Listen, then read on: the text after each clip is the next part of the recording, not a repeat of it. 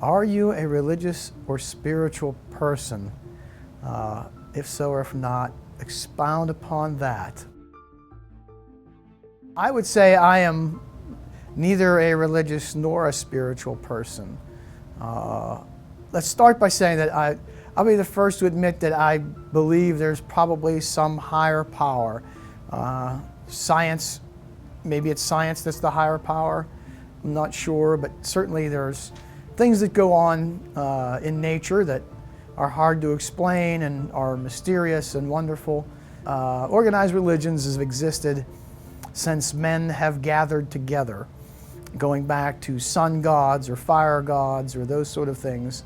And while we have refined our religions, they're still basically performing the same function, which is to control society. And I know that those of us and I was raised Catholic, that those of us in the Catholic Church today like try to hold their head high and say that we're we're a more tolerant church, and we don't try not to look down on other religions, and that's all well and good. But the Catholic Church is also responsible for the Spanish Inquisition.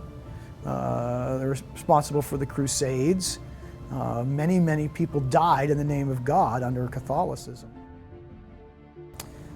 Okay, how did my background shape my convictions? Kind of interesting. Once again, I did say that I was raised a Catholic boy. Went to Catholic church for many years, went to Catholic school for 8 years, was an altar boy, and I worked my way through college as the head of maintenance at St. Margaret Mary's Church. I would say that 4-year time period probably shaped my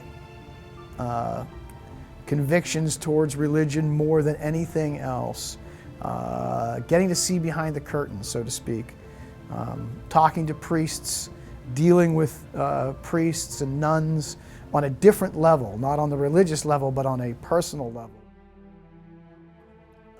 Well, how do I view others whose beliefs are different from my own? I think people should worship whoever they want and have their religions however they believe, but I guess the only thing that I don't believe in following something blindly. I think if you're going to choose a religion, you need to know everything about that religion. You need to know its history. You need to have a feel for its future. Are these convictions connected to political beliefs? I've been around politics most of my adult life as I've worked for government.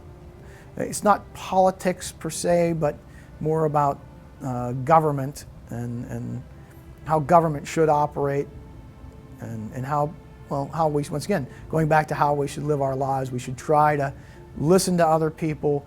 You don't necessarily have to agree with them, but maybe you still take something away from them. Maybe they have a little nugget of knowledge that's tucked away in all of that, and you take that as something that you can take and move forward with.